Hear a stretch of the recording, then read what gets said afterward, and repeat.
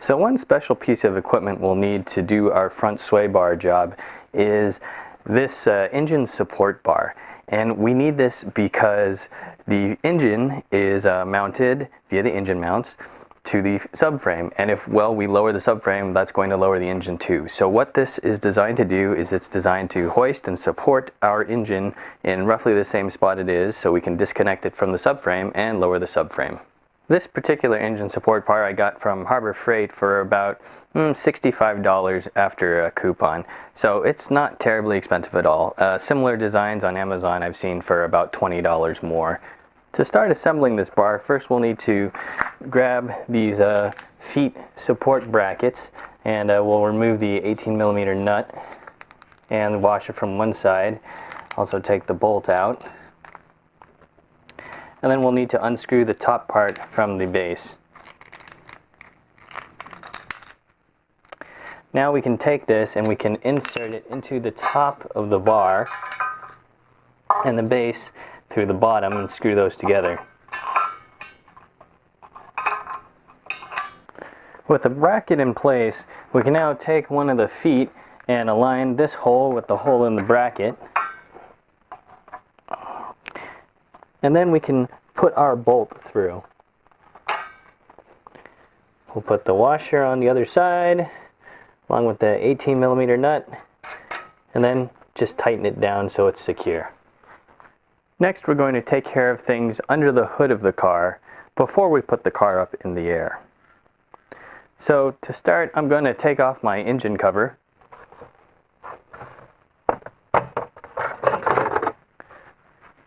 And what this is going to reveal is my engine support mount. So this little loop right here, this is what I need to secure to the engine bar to hoist the engine up a little bit and keep it supported while the subframe is dropped.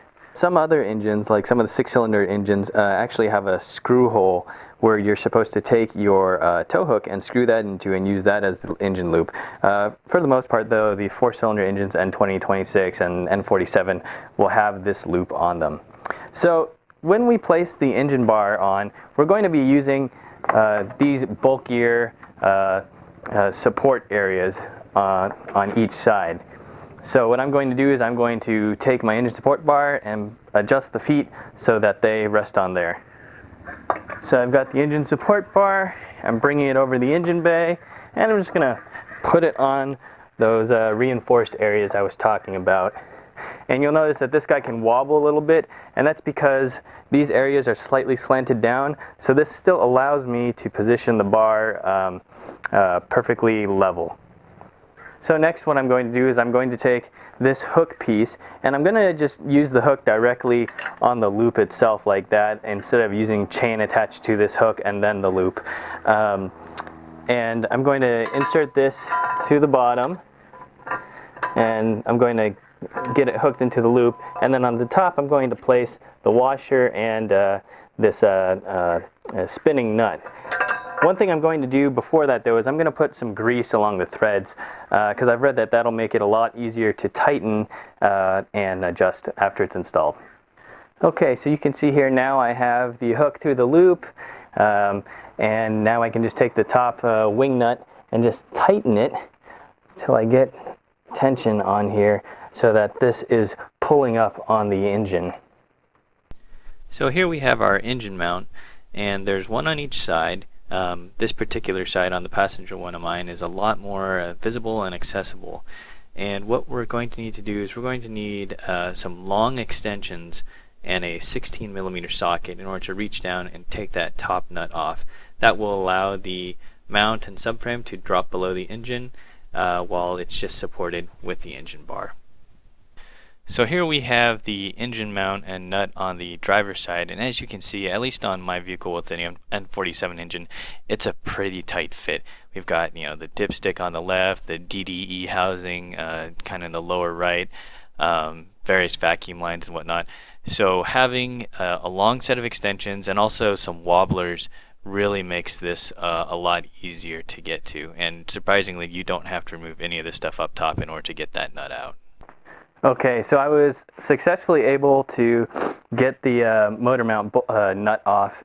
And the way I fished it out is I did this. I took some magnets and I taped them onto this extension, and then I was just able to pull the nut out from deep in the engine bay without any problems. Now that my engine mount bolts are off, I'm going to go ahead and tighten the top wing nut again to slowly hoist the engine up, just so I'm sure that it's clear and off. Next we have to disconnect our battery, so I'm going to take a 10mm socket, unscrew the nut right there so that I can pull the cable off of the post. To find out how to get to your battery on the F31, please look at my other F31 battery access video. And now we're finally ready to get the car up in the air.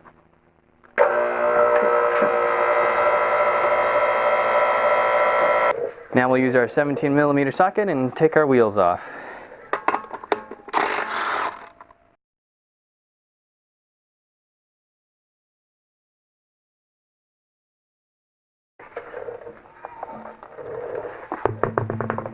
Okay, next I'm going to have to use a trim tool, and I'm going to have to take out a bunch of these expanding plastic rivets, and then we're going to have to go under and use an 8mm socket for all of these multitude of screws holding on this lower belly pan. So all in all, there's something like 22 to 24 screws, and it'll vary a little bit depending on your model.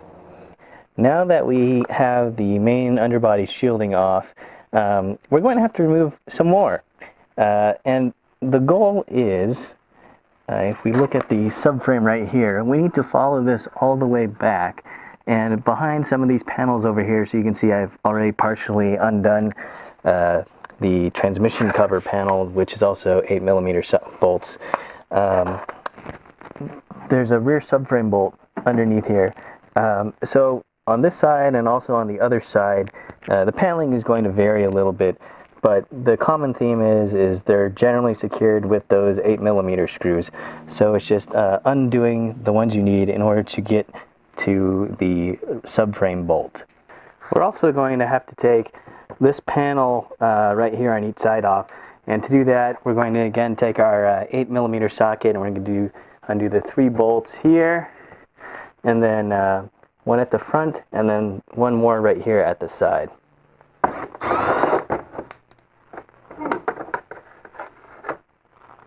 On some models there may be a temperature sensor on there, so just have to watch out for that.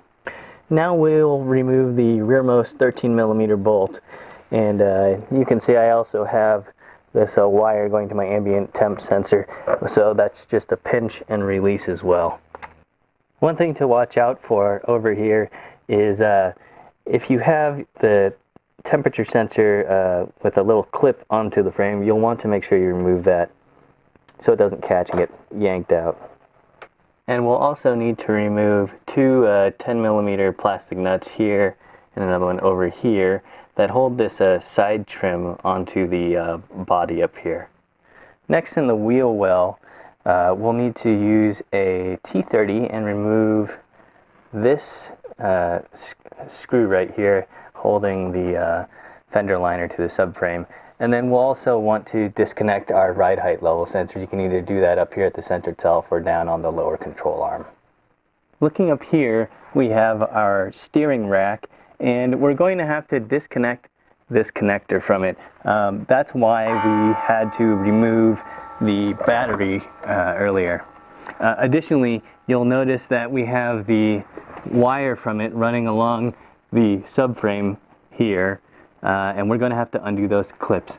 So it looks like for this model I'll need to grab a 13mm socket to undo a couple of these bolts so that I can bend the shielding out of the way to get the steering rack cable assembly off of it.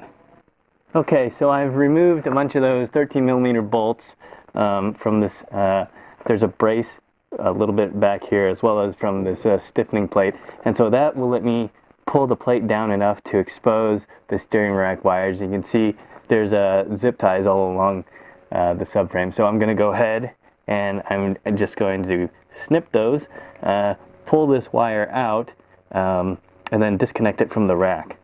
Okay, looking at the steering rack main plug, there's this red locking piece, and what you need to do is just get on it and pull that over to the right. So I've already done that. You can see it's unlocked, and once it's unlocked, then you can just wiggle and pull the connector off.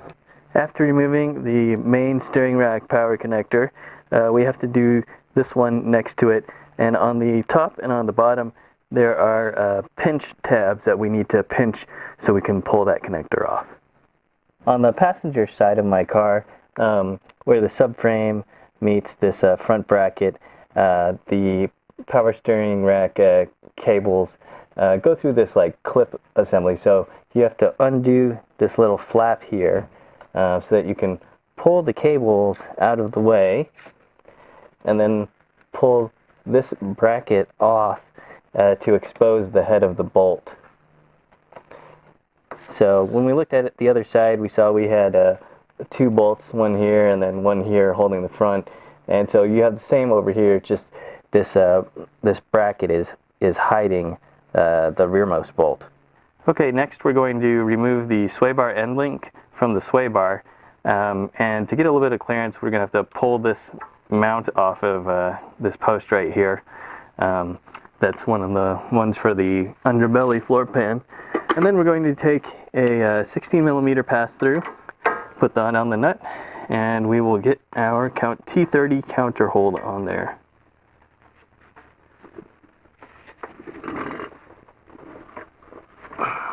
Before you disconnect the E12 bolt from the steering shaft, you want to make sure that your steering wheel is aligned top dead center and secured. So you can either have a friend hop in there and hold the wheel still, or what I did is I just took a ratcheting strap, looped it around the seat and the wheel, and tightened it up so that the steering wheel will not move. Okay, so here's my charge pipe, and this is the N47 diesel engine, so right down there. So what I need to do is I need to pop this clip up and out so I can pull the charge pipe off. So to do that, I just slide a screwdriver in between the clip and the pipe, and then I just lever it out and up and over. So now you can see that clip is popped up and over the charge pipe, which I can now just grab and pull off. Now I'm going to do the same thing below by taking the charge pipe off of the intercooler, and once again I'm just going to get a screwdriver under that clip, pop it up and over so that I can pull the charge pipe off and then just bring it down and out. Okay, so now that I have the charge pipe out of the way, I can zoom in on this part of the steering rack, and that is the bolt that we're going to have to remove. Okay, now I'm ready to place my jack underneath the car, and where I'm going to place it is I'm going to place it right here, which is the front center jack point. So after you've taken out a bunch of 8mm screws and kind of moved the paneling aside, you can see the 18mm bolt up here. This is the rear subframe bolt. So starting at the rear 18mm bolt that we've uncovered, we're now going to follow the subframe up towards the front of the car. The middle subframe bolt is actually right behind the liner right here. So if I pull this back, there it is right in the center.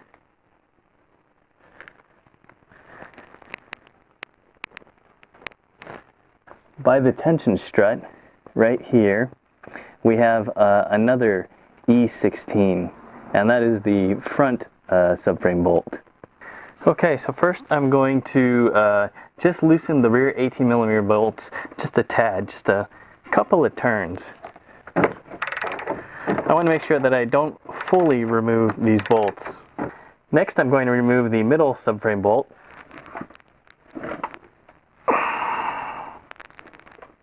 And lastly, I'm going to remove the frontmost subframe bolt, which is also an E16. This one's nestled pretty far up in there, so you're going to need a good sized extension. So here are the two front and middle subframe bolts that we pulled out. The one on the left that's shorter is the front subframe bolt, and the really long one is the middle. So we're in the process of lowering the subframe right now, and we're finding that, at least on my vehicle, this spot right here is catching a little bit. The other side is completely fine and the subframe is dropping out. For this side, I'm having to use this slot right here and just apply a little pressure to push the bumper off of the subframe, which allows it to drop down. So here you can see how low I lowered the subframe in order to maneuver the bars in and out. And it wasn't all that much, maybe about 1.5 to 2 inches. And if you're getting caught up on something, it's probably because you have to loosen your rearmost subframe bolts a little bit more. So now that the subframe is lowered, you can see my ratchet and 13mm socket there. We can reach up and undo the sway bar bushing mounts. With the nuts removed, we can now take out the brackets holding the sway bar bushings in place. And then what we're going to do is we're going to want to maneuver the sway bar towards the driver's side out and then rotate it in between this channel between the subframe and the intercooler. So that will let us drop the passenger side down, and then we can maneuver the bar again to rotate such that we can pull the driver's side out.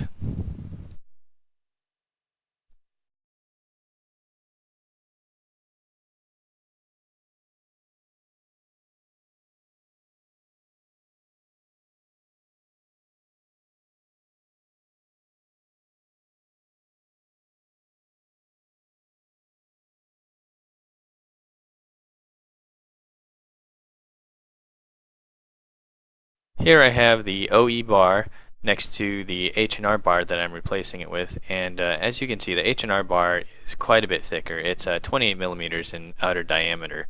Another thing you'll notice is that the dimensions of it look very similar to the OE bar in terms of width and also the shape of the arms. So it goes to show you that H&R has done their homework on developing this bar. Okay, so the H&R kit didn't come with any bushing grease, so what I used instead is Silglide, which is a silicone-based brake lubricant I have. So just put a dollop on your finger and rub it all in there to get an even coating. So here's the bushings placed on the H&R bar, and as you can see, there are stops on the H&R bar to keep the bushings aligned. So just go ahead and place it right up against there. Now we're going to put the new bar in by rotating lever arms up and getting the driver's side in, then scooting it over far enough to get the passenger side in up above the subframe, moving the whole bar over towards the passenger side, and rotating it back towards the rear of the car so that we can get the arm on the outside of the subframe. One of the things I had a lot of issues with was getting the OE brackets over the H&R bushings, and I actually had to have someone help me with a long bar and lever it down from the outside of the car to push it down far enough so they can get the nuts on. If I had just been by myself, I would not have been able to do this without shaving down the H&R bushings. With the bar in place, tighten the nuts down on it to the subframe. The nuts get tightened to 28 Newton meters or 20.65 foot-pounds.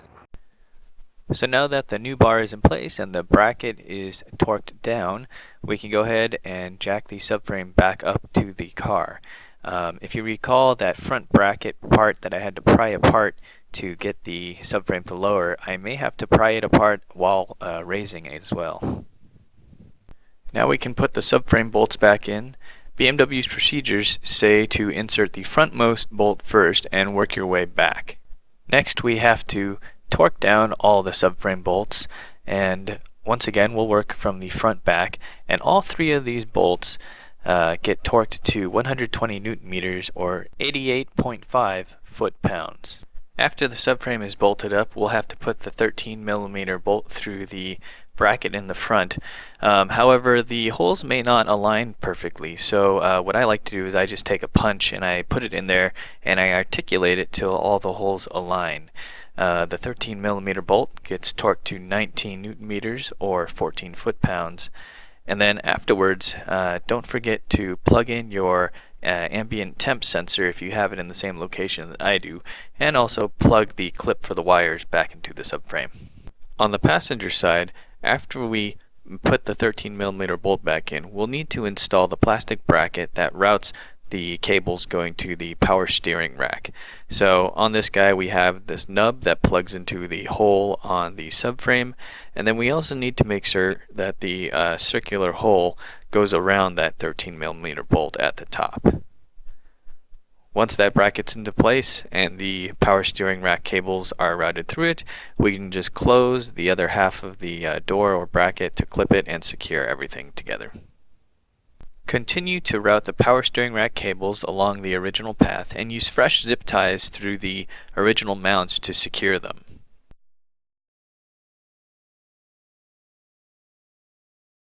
Once all of the zip ties are secure, go ahead and plug in the two cables to the power steering rack.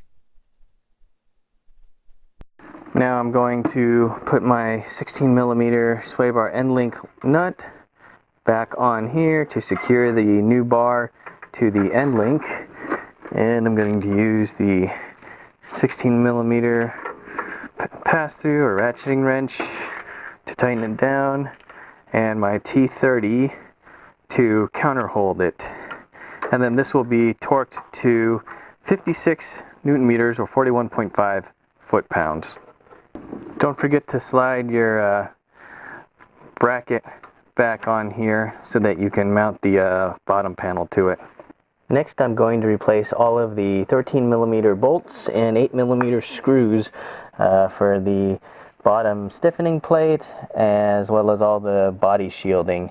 The 13mm bolts will get torqued to 56 Newton meters or 41.5 foot-pounds. The 8mm screws just need to be snug or hand tight. Don't forget to reach in and put your E12 steering rack shaft bolt back in. BMW recommends replacing this bolt with a brand new one because it has a thread locker like Vibratight on it. I picked one up at my dealer. It was about $2. Once the bolt is in there, we'll need to torque it down to 24 Newton meters or 17.7 foot-pounds. Now I'm going to put my charge pipe back up in here, and if you can see this, the charge pipe actually has up written here, so I know which way and orientation to insert this. And once it's on the intercooler, then we'll move the locking clip into place. Good to go. Now let's go to the top side and get that end. Now that I'm on the top side, I can go ahead and put my charge pipe back on again. Get it snug and then pop the clip into the locking recess. We're going to put the T30 screw back in, and this just needs to be snug. Next we'll need to put the 10mm nuts back on the side trim pieces on both sides. Don't forget your headlight leveling sensor too, and remember the orientation of this arm, pointed towards the front.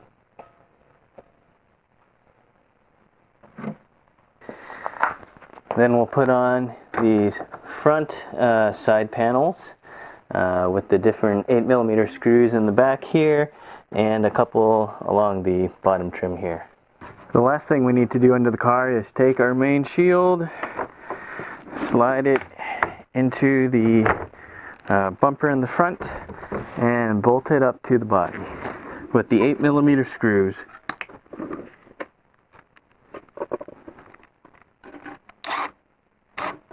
Finally, we can put our wheels back on and torque them down to 104 foot-pounds.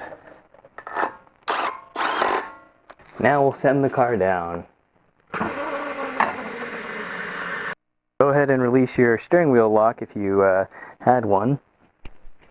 You may need to calibrate your steering after this, and to do that, with the car on, turn the wheel all the way to the left and all the way to the right a couple of times. Okay, the car is back on the ground.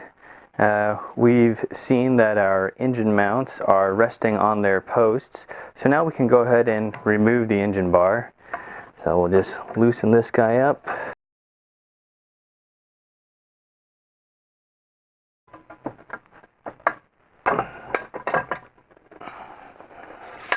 Now we'll have to take our 16mm nuts and put them on the engine mounts.